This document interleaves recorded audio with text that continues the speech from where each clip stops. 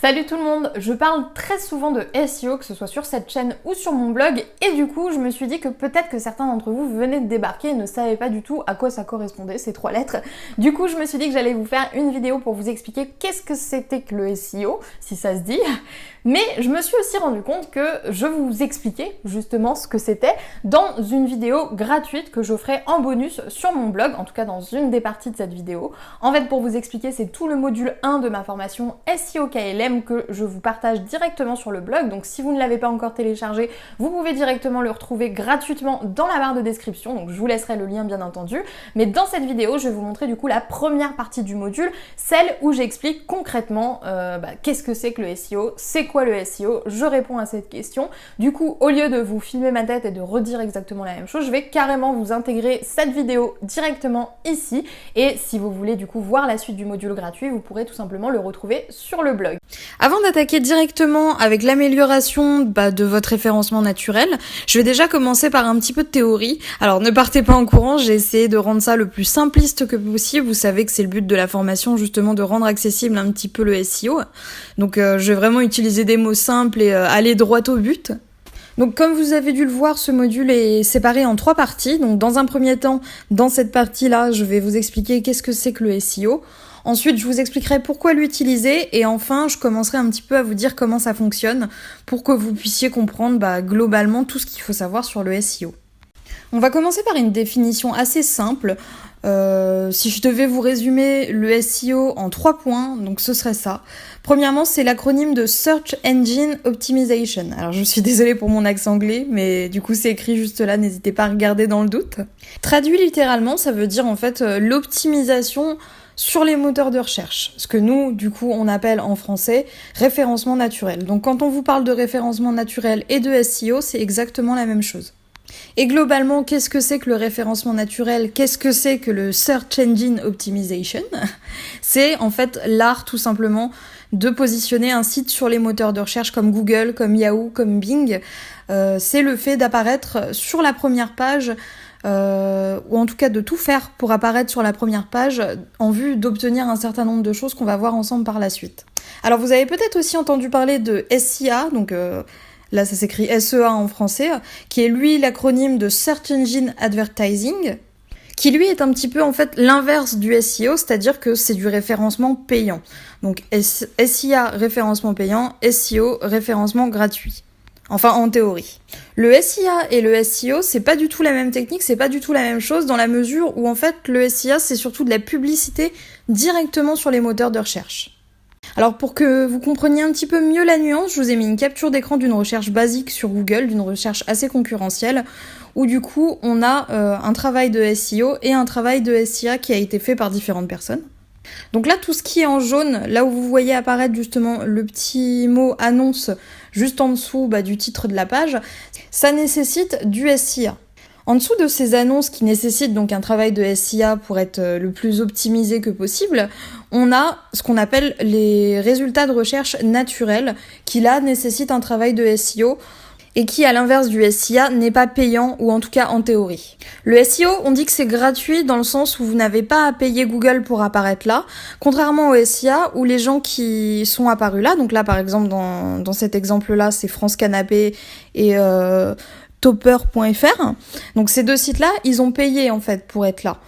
Et je pense même qu'ils ont dû payer assez cher pour apparaître ici, puisqu'à mon avis, ça doit être quand même une expression relativement concurrentielle, acheter un canapé. Quand je dis concurrentiel, ça veut dire que c'est quand même beaucoup recherché et qu'en plus ça contient quand même le mot acheter, donc les personnes qui tapent acheter un canapé sur Google sont en général des gens qui prévoient d'acheter un canapé bientôt. Donc ils ont quand même une forte intention d'achat, donc c'est quand même un mot-clé qui peut coûter très cher. Surtout quand on sait que ces publicités-là sont gérées par un service de Google qui s'appelle Google AdWords, et qui se paye le luxe de vous proposer un prix au clic. C'est-à-dire qu'à chaque fois qu'une personne clique sur l'une de ces annonces-là, la personne qui a mis en place la campagne de pub est prélevée d'un certain nombre de centimes d'euros en fonction de la concurrentialité de l'expression choisie. Donc le SIA, ça peut quand même coûter assez cher. C'est vraiment pas adapté, je pense, si vous avez juste un blog et que vous n'avez pas des revenus de malade ou voire vous n'avez pas du tout de revenus. En tout cas, si vous ne vendez rien, ne vous intéressez pas au SIA parce que c'est de l'argent jeté par les fenêtres, honnêtement. Les campagnes sur Google AdWords sont quand même assez chères, voire très très chères, comme vous pouvez le deviner. Je pense que ça vaut pas la peine d'investir dans les SIA quand on est blogueur, blogueuse. En revanche, si vous êtes un e-commerce, si vous êtes entrepreneur, si vous avez quelque chose à vendre, vous pouvez vous y intéresser, ça peut peut-être être rentable, ça peut peut-être être intéressant. Mais bon, vous vous doutez que si on est là, c'est pas vraiment pour parler de SIA, mais plutôt de SEO. Les annonces sponsorisées, elles ne dépendent pas du tout d'un algorithme, hein. C'est vraiment celui qui paye le plus, apparaît le plus, point barre. Avec le SEO, c'est un petit peu plus particulier. Le SEO, ça dépend de ce qu'on appelle un algorithme. Alors à nouveau, ne partez pas en courant, je vais vous expliquer tout de suite ce que c'est qu'un algorithme avec des mots clairs et simples. Je pense que vous vous doutez bien que les sites qui apparaissent quand vous tapez une recherche sur un moteur de recherche n'apparaissent pas comme ça par hasard. En fait, derrière ce classement, il y a à chaque fois un ou plusieurs algorithmes qui en fait une formule de calcul secrète un petit peu et qui permet en fait à un ordinateur de classer les pages en suivant un certain nombre de critères qui sont déterminés comme des critères de qualité. Il faut garder en tête que l'objectif d'un algorithme, c'est de proposer quand même le contenu le plus pertinent, le plus qualitatif à ses utilisateurs. C'est la puissance, si vous voulez, de l'algorithme qui fait la réputation du moteur de recherche. D'ailleurs, les moteurs de recherche, on va y venir tout de suite. Pour que ce soit plus parlant, j'ai choisi de vous mettre un camembert pour vous donner une idée des parts de marché actuelles des moteurs de recherche en France. Donc ces chiffres sont une moyenne, hein, c'était pas 94% pile pour Google, mais 94, quelque chose. Du coup j'ai arrondi pour que vous voyez un petit peu mieux la puissance de Google. Déjà d'une part, je pense que ça saute quand même aux yeux quand on regarde ce camembert. Ce n'est pas pour rien que moi je suis spécialisée uniquement sur Google et que une grande majorité des consultants SEO se concentrent davantage sur Google que sur tous les autres moteurs de recherche. Donc évidemment, il n'y a pas que Google, mais Google c'est quand même une grande partie du marché des moteurs de recherche. Donc pour moi, si vous deviez vous focaliser sur le plus essentiel, ce serait Google pour cette raison-là. En plus de ça, il faut se rendre compte que quand vous tapez quelque chose sur Google ou quand vous tapez quelque chose sur Bing, sur Yahoo, etc., vous tombez à peu près sur le même contenu. Donc au final, tous les algorithmes fonctionnent plus ou moins pareil. Si vous êtes bien classé sur Google, il y a quand même de fortes chances que vous soyez bien classé sur l'ensemble des moteurs de recherche. Donc toute cette formation va tourner autour de Google parce que ça fonctionne à peu près pareil et parce que Google, c'est le roi du monde, il faut dire ce qui est. Nous ne sommes pas de taille à lutter.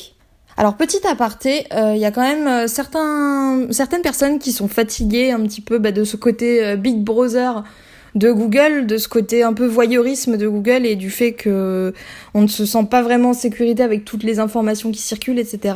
sur Google. Donc il y a quand même une certaine émergence de moteurs de recherche qui ne collectent pas les données comme Quant ou comme DuckDuckGo.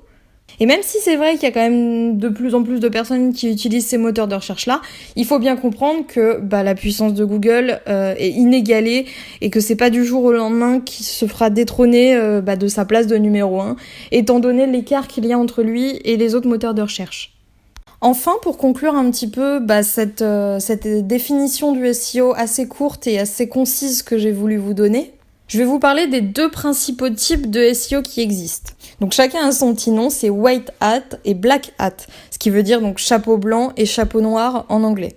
Comment différencier les deux ? Quelle est la différence entre les deux ? C'est très simple et c'est quand même très logique quand on y pense. En gros, le SEO White Hat, c'est pour les gentils et le SEO Black Hat, c'est pour les méchants. Bien sûr, c'est super réducteur quand je dis ça, mais c'est au niveau des algorithmes, au niveau des moteurs de recherche, il faut comprendre que c'est vraiment perçu comme ça. Le SEO White Hat, ça va être toutes les méthodes naturelles où vous allez utiliser intelligemment les techniques d'optimisation pour améliorer votre référencement naturel. Donc généralement, ça va être un travail sur le long terme, c'est très difficile d'apparaître immédiatement en première page de Google, souvent ça demande un petit peu de temps. Surtout quand on utilise des techniques White Hat, parce que vu que vous trichez pas, forcément ça prend un petit peu de temps.